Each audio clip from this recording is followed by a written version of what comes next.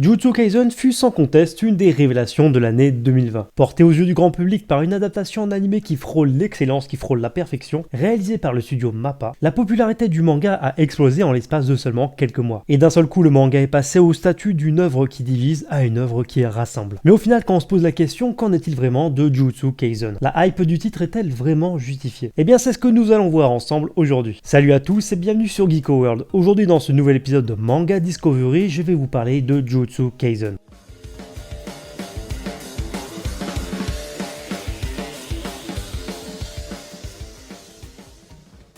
Jujutsu Kaisen est un manga écrit et scénarisé par Gege Akutami depuis le mois de mars 2018 au Japon. Le manga est prépublié dans les pages du célèbre Weekly Shonen Jump qui appartient à l'éditeur Shueisha et dénombre pour l'instant 15 tomes ainsi qu'un one-shot sous forme de tome 0. En France, le manga est disponible chez les éditions Kiun depuis le mois de février 2020, avec pour le moment 9 tomes parus, tome 0 inclus. Et bien entendu, vous le savez déjà, le manga a fait l'objet d'une adaptation en animé, le tout réalisé par le studio MAPPA, et la première saison de l'animé dénombre pour l'instant 24 épisodes. L'histoire de Jujutsu Kaisen nous entraîne dans un monde où une menace du nom de Fléau plane au-dessus des hommes en permanence. Dans cet univers, nous allons suivre les aventures de Yuji Itadori, un lycéen à la force hors norme, membre du club de spiritisme de son lycée. Au cours de l'histoire, Yuji va croiser la route de Megumi Fushiguro, un exorciste à la recherche d'une relique très puissante qui est actuellement entre les mains du club de spiritisme auquel Yuji appartient. Mais contre toute attente, il s'avère que cette puissante relique n'est autre qu'un doigt de Ryomen Sukuna, le plus puissant des fléaux. Et à leur plus grand malheur, le club de spiritisme va déchaîner cette puissance. Et c'est à ce moment-là où il se retrouve au pied du mur qu'une décision compliquée va s'imposer à Yuji, et c'est en prenant son courage à deux mains en décidant d'intervenir que le quotidien de Yuji va être bouleversé à jamais. Alors voici donc pour le synopsis fait maison, et je vous propose maintenant de parler plus en détail de l'œuvre, de la série, et de ce qu'est vraiment Jujutsu Kaisen, en abordant pour moi ce qui constitue les points forts de la série. Et la première chose que je dois dire par rapport à Jujutsu Kaisen et qui est importante à souligner, c'est que j'avais découvert le manga lors de sa prépublication, et à ce moment-là, j'avais pas du tout aimé ni accroché à l'univers. De mon point de vue, l'histoire allait vite, trop vite. Les personnages présentés manquaient pour moi d'épaisseur, de background, voire même d'intérêt, et je trouvais également que ce manga manquait de ce côté un peu grandiose, propre au plus grand manga issu du Weekly Shonen Jump. Et au final, j'avais littéralement abandonné ma lecture du manga vers l'équivalent des tomes 4 et 5. Mais ça, c'était bien évidemment avant la sortie de l'animé, et ce tout simplement parce que lors de la diffusion des premiers épisodes, c'est l'effet inverse qui s'est produit. Je me suis retrouvé cette fois fasciné par cet univers, et ces mêmes personnages que je détestais pourtant auparavant, et ce principalement grâce à la magnifique adaptation du studio MAPPA, qui est pour moi parvenu à sublimer le matériel d'origine. Et c'est alors que, grâce à Kiun, qui m'a gentiment envoyé les tomes et je les remercie, je me suis de nouveau replongé dans la lecture du titre avec l'édition française du manga, et là je dois avouer que ce fut une véritable redécouverte. En effet, grâce à l'animé et la lecture du tome 0 de Jujutsu Kaisen, mon regard sur la série a totalement changé. Donc dans un premier temps, la chose la plus importante à relever concernant Jujutsu Kaisen, c'est que ma lecture du tome 0 du manga est très importante, et pour moi c'est clairement pas une lecture optionnelle. Le tome permet tout simplement au lecteur de se familiariser avec l'univers de Jujutsu Kaisen, ainsi que ses personnages principaux et secondaires, leur donnant beaucoup plus d'épaisseur et d'impact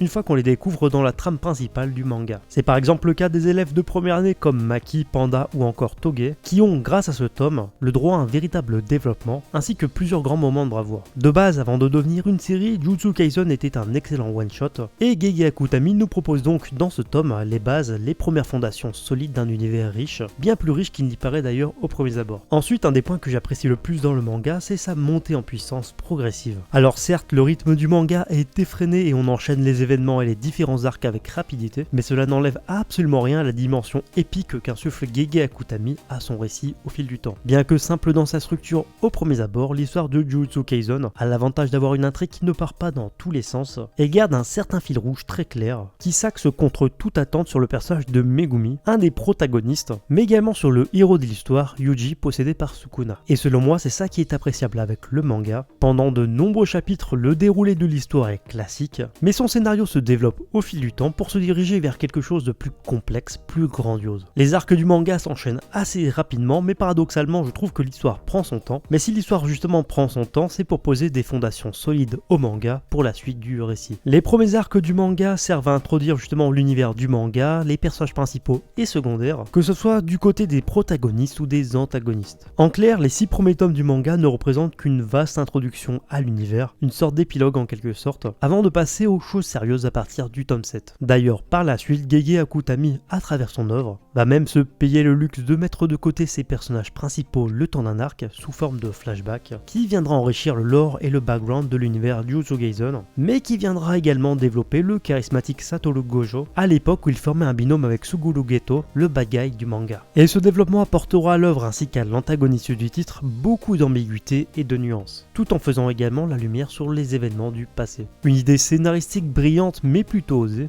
d'autant plus pour un manga aussi jeune, mais c'est une stratégie qui s'avérera payante pour la suite du récit, car en effet chacun des héros et même des ennemis vont gagner en épaisseur, en puissance, ainsi qu'en charisme au fil des tomes, et ce jusqu'à l'arc de l'incident de Shibuya, point culminant de toute cette construction scénaristique. À travers cet arc majeur du manga, beaucoup d'éléments introduits plus tôt dans l'œuvre prendront tout leur sens. Mort, violence, combat acharné et chaos seront les maîtres mots de cet arc. Il y aura véritablement un avant et un après pour le manga, l'auteur maîtrise son récit d'une main de fer, et nous le prouve de la meilleure des manières. Après cet arc, plus rien ne sera comme avant. Mais quand on parle du manga Jujutsu Kaisen, il est impossible d'évoquer l'œuvre sans parler de son style graphique très atypique. Le style du manga, on peut le qualifier de très old school, très brut, qui colle parfaitement entre nous au scénario du manga et qui permet de faire ressortir justement toute cette ambiance très crade, très sale, très impitoyable qui se dégage du manga à la lecture. Les dessins de Jujutsu Kaisen lors des scènes de combat vont ressortir toute la violence des affrontements, mais également leur intensité sans lésiner sur les moyens, sans blessures graves, arrachement de membres, mutilation et j'en passe. Tout comme son univers scénaristique, l'univers graphique de Jujutsu Kaisen est sans demi-mesure.